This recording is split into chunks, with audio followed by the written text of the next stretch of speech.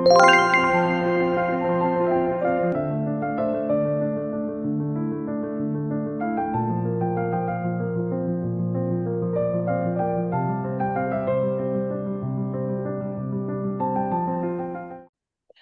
and welcome to this episode of Doctor-Patient Conversations. Today we will discuss neurodegenerative disorders, particularly in the elderly. It just simply means Alzheimer's, dementia, Parkinson's, what we call, and we just say somebody's losing memory. Let's see whether it is a natural for everybody to lose it. What are the early symptoms? Is there anything that we can do to preventive to protect us, and how we can help the family? I'm Nadira Chaturvedi, bringing questions and doubts that arise in a patient's mind from Patients for Patient Safety Foundation.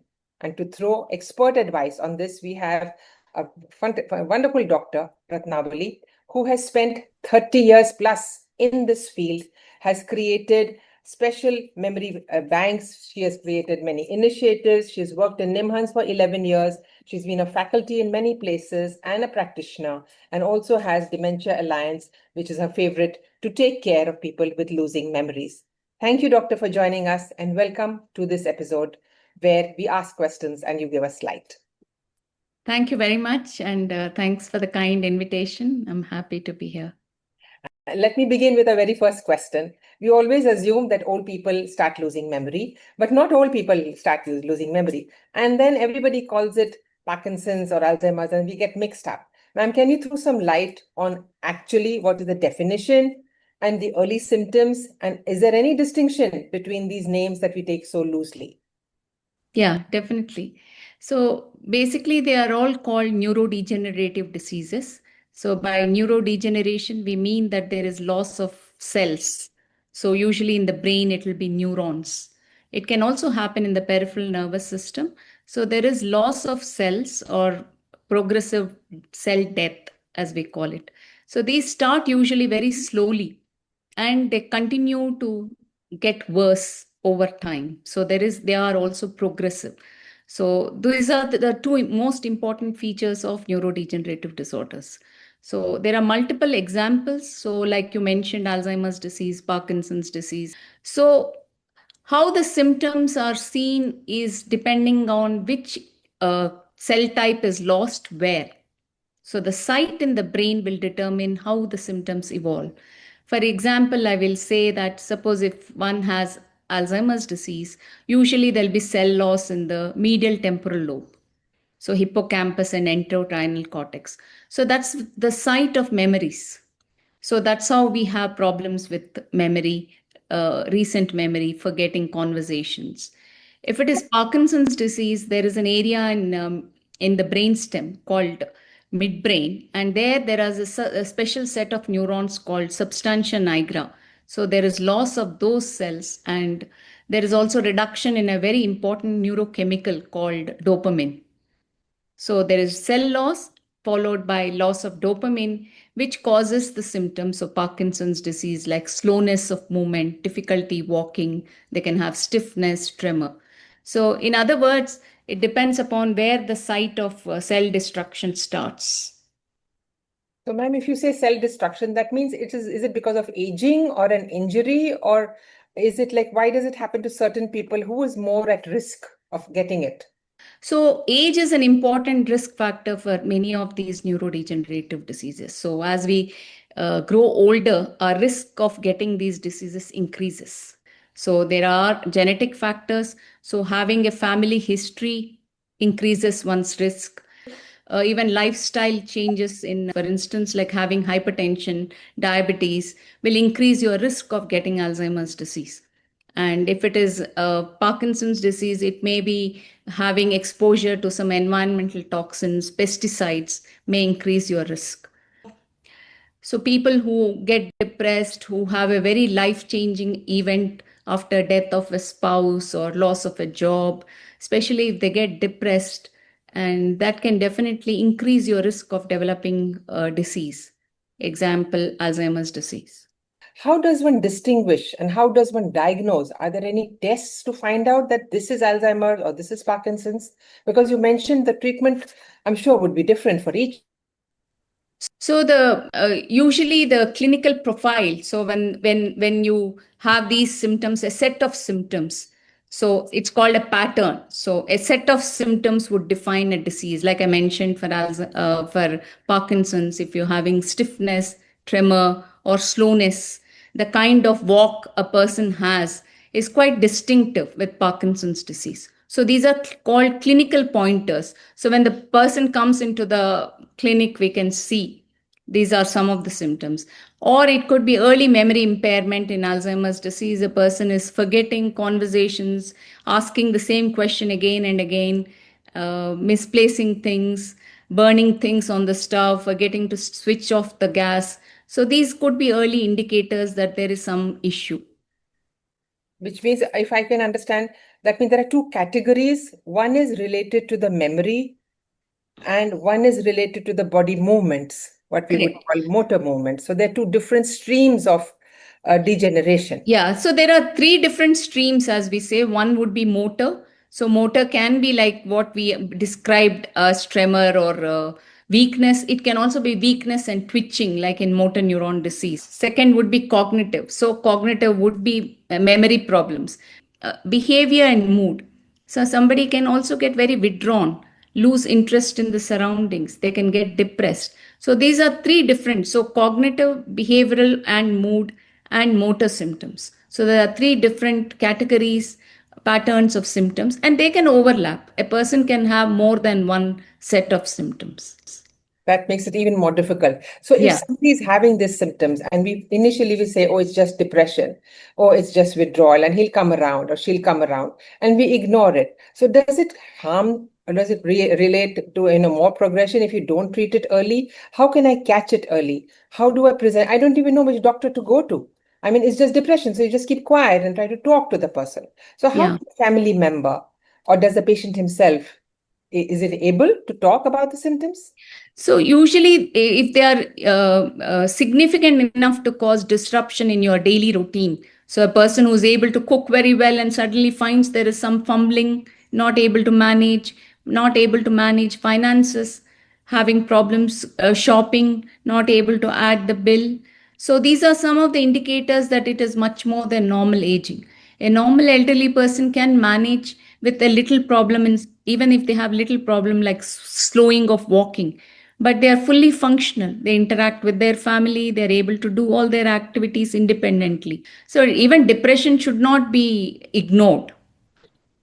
So there are several ways to treat depression. So you have counseling, you have physical exercise and other activities, and you have medication. So whatever it is, suppose if it's an acute stressful event like a death in the family and somebody is depressed, of course you can wait for a few weeks, but you don't wait after say 1 month or 2 months and the person is not at all able to function. Right. So that's the time one should actually seek help. That is one thing which I would definitely mention. And second thing is, when anyone has these kind of problems which are interfering with every day, and the family members are also noticing they're not able to do small things, they become clumsy. So that is the time to seek help. So if it is like neurological, then you should go to a neurologist. If the problems are predominantly mood related in terms of depression, then one can seek a psychiatrist help. So that is number one. So the clinician will take a detailed history from the person and from the caregiver or the family member who accompanies the patient. They will do a thorough examination and then they will arrive at some conclusion. And based on that, they will order some tests. Usually some blood tests will be ordered, and they will also do a scan, a CT scan or an MRI of the brain. And many of the patients we are able to diagnose to some degree of certainty. It's not 100%. For instance, in Parkinson's disease, we can do a dopamine scan of the brain, which can tell us that there is depletion of the dopamine. But in Alzheimer's disease right now, we only rely on this clinical and MRI picture. And we can also get their memory evaluated by a neuropsychologist. If you need more certainty, now there are tests called biomarkers, which are coming up. So a biomarker will tell you exactly what's going on inside the system. The first reaction, if somebody is not, finding his keys or cannot remember my name or where the bathroom door was, is I want to hide it. I'm ashamed. I feel shy. I don't want people to know. And when the patient or the person who's going through it will not tell, because he doesn't want to burden the children with an extra, job. They're busy with careers and grandchildren, etc. So how does a caregiver, how does a family member start this journey? You mentioned 3 kinds of doctors. You said neurologist, you said psychiatrist, and then you said something with MRIs. What is the route I should take one by one? I would just go to my GP. I would just go and talk to my physician. Yeah, so that's absolutely fine. If somebody has a family physician or a GP, general physician, they should visit the general physician. But many times in India, memory complaints are dismissed by many clinicians, including it could be even neurologist or psychiatrist. Don't worry. So they want to reassure the family. If they are repetitive and if they are disrupting your function, you need help. And maybe it's better to be sure and seek help early, even to be reassured. That is better than worrying about things. Right. So you went in preventive health checkups. Is there a system now in preventive health checkups to check also the memory and the neuro?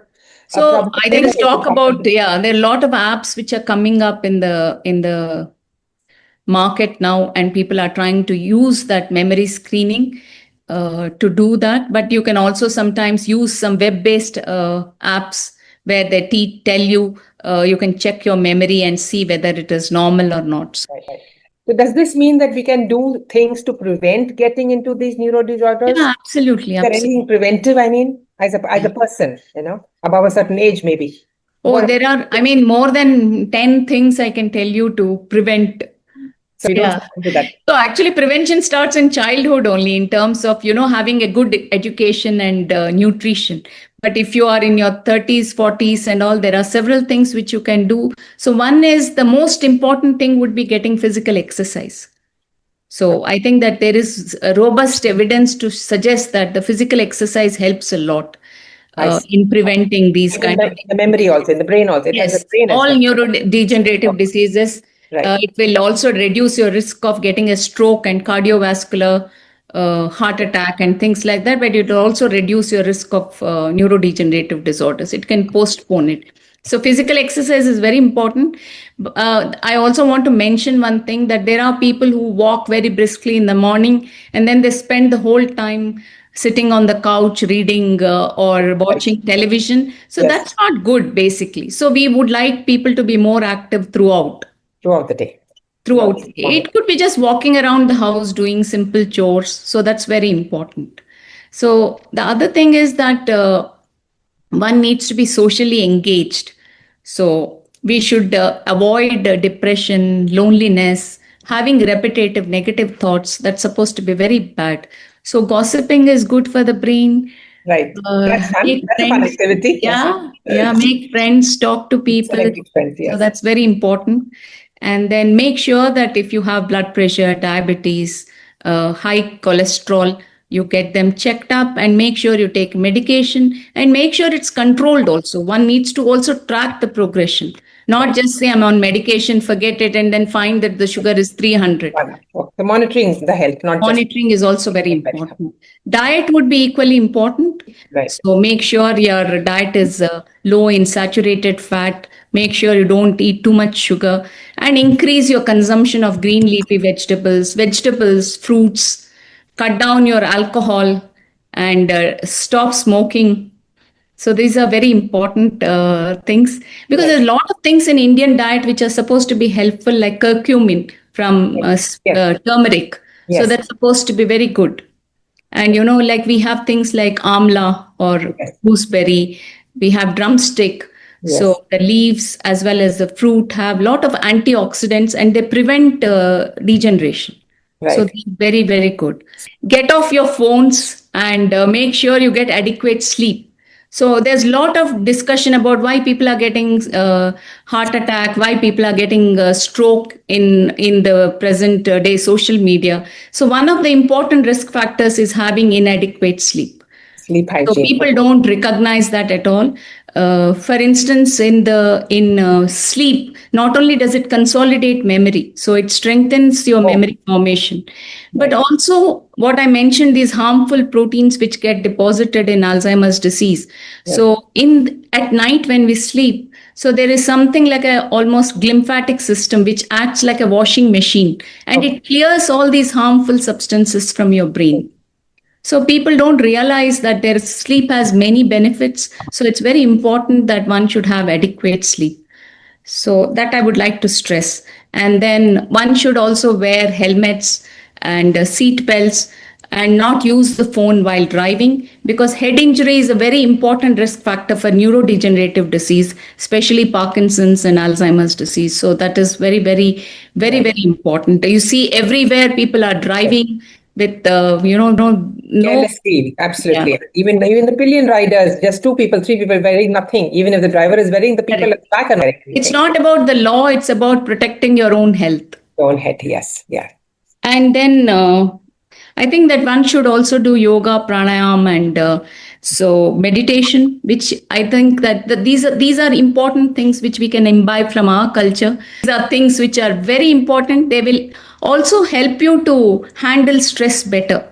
Right. So the resilience, handling stress is very important. Seeing the larger picture is very important for brain. It protects you against these kind of things. Right. And also cognitive activities like reading books, writing, learning a new language, having an interest in something like, do bonsai or whatever. Some hobby, some activity. Yeah, whatever is your passion, you should do something. That's very, very important. Also, I want to add a few other points. One is hearing. People have found that hearing loss is a risk factor, especially for Alzheimer's disease. So if you have hearing problem, make sure you get evaluated. So these are some things which people can do in families. They find that there is hearing problem, but they think it's not important. Yeah. And we have now very good hearing aids, so it should be corrected. So depriving somebody of hearing can make them more prone to neurodegeneration. Right. Similarly, vision and dental hygiene is very important.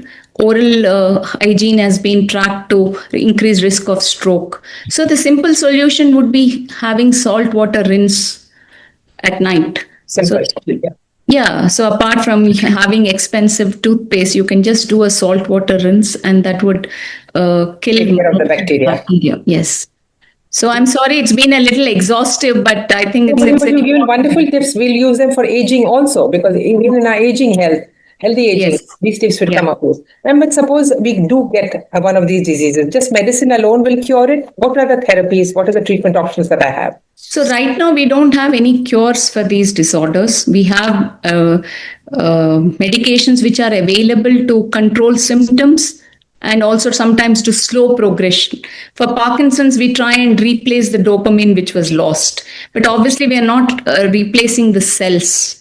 So they tried those and none of them succeeded. Drugs only, huh? Yeah. So basically, we usually use medicines to replace the dopamine. We also have medicines to tackle other important problems. So suppose somebody is depressed, we can give medication, or for lack of sleep, or for dryness of mouth or something. Right. Similarly, for Alzheimer's, we have been using oral medications, but recently 2 injections have been approved in US and several other countries. So basically, they clear the amyloid in the brain, the abnormal protein they clear.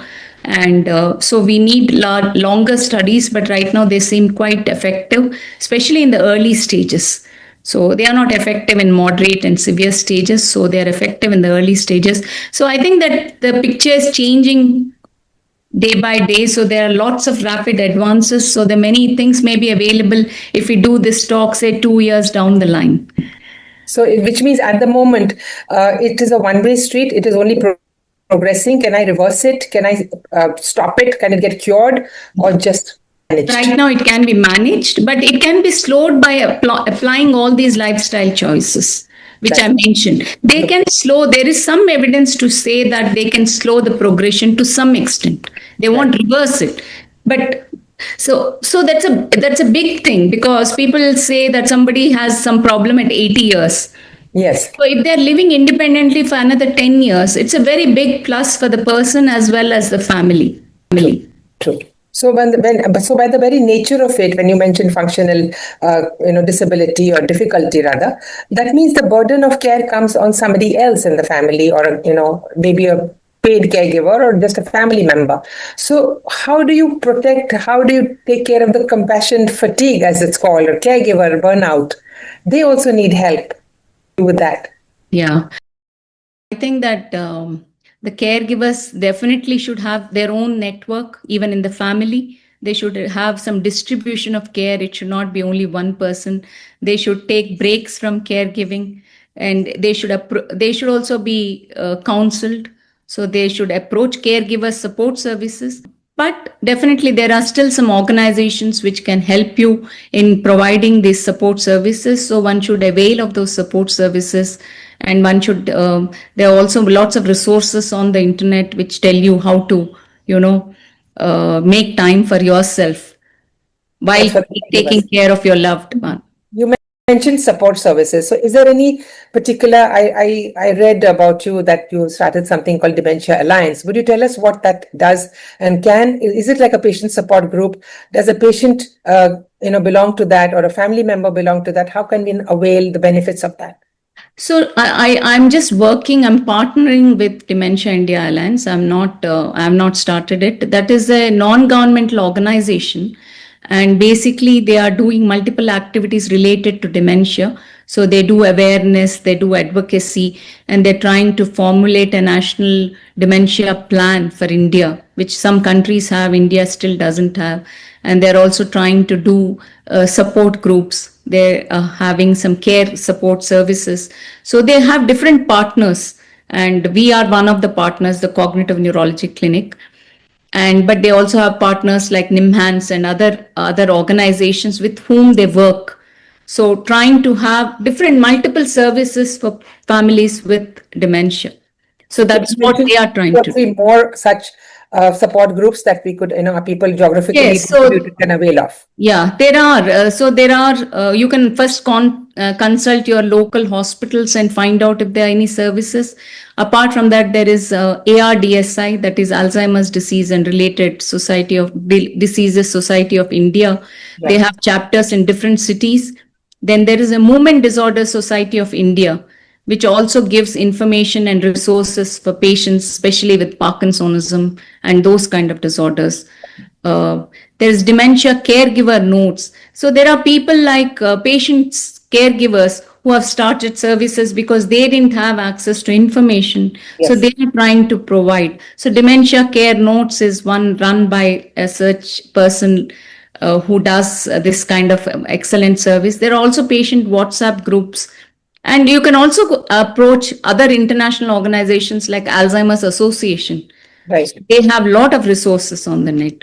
Because real life experiences would benefit the most, I think. Yes, because there can also be some videos. Real problems. Yeah, there can also be some videos which one see how to manage behaviors, what are the tips other patients give, other caregivers want to share. So there are resources. There are books also.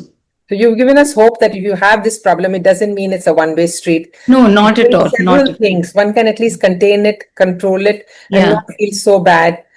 Whether you're undergoing it yourself or as a patient. Given red flags you've already mentioned, movement disorders, forgetting a pattern, as you said. That is, I think, a wonderful trick that you said. Any 3 last tips to people? You may have mentioned it again, but would you summarize it for all of it? Yeah, I would say that physical exercise is definitely very, very important. So get moving, very important. Have adequate nice sleep. Slogan, get moving. Lovely slogan. Have adequate sleep. Sleep well, yes. Yeah, and the third would be avoid basically social isolation. So gossip, empathize, be part of a community, do something with community. That's very, very important. Talking, sleeping. You summed it up very nicely. Excellent. That's great. Thank you, ma'am. Thank you so much. I'm sure our viewers would benefit. I certainly benefited and learned a lot from you. Thank you so much for being on this with us. We look forward to connecting again. Yeah, I think it's very important that one should be more aware. I think that one should also access information like this, when people are even browsing on their phones. Yes. And so take charge of your health and, be the change and make sure you also pass on this important information to others in the family and community. That's why our slogan is "My health, my responsibility." That's wonderful. In our foundation. Wonderful. My health, my responsibility. Excellent. Thank you so much. Thank you. Doctor-patient conversations are brought to you by 𝐾𝐽 and Patients for Patient Safety Foundation. 𝐾𝐽 is the consortium of accredited healthcare organizations established to promote quality, patient safety, and accreditation. As healthcare providers, we wish to partner with patients and educate them about the common disease conditions, symptoms, so that they become empowered partners. Towards this, we have partnered with the Patients for Patient Safety Foundation to bring to you doctor-patient conversations. Thank you, ma'am. Patients for Patient Safety Foundation, established, as you know, by 𝐾𝐽, focuses on patients, families, caregivers, and lay people who are unaware that they can engage and provide equal partnership in healthcare outcomes. We do this by creating suitable, simple patient education material, which highlights early symptoms for early detection and better cures, including the risks and consequences if these are ignored. But there is hope because we also provide tips for actionable protection and preventing of all such harm. Towards this, we bring you this series of conversations which addresses doubts and fears that lay hidden in a patient's mind, but experts, doctors clarify these, providing well-timed information for self-engagement. We do hope you build this partnership with the healthcare providers, and remember, our health is our responsibility. Thank you, and keep watching these episodes.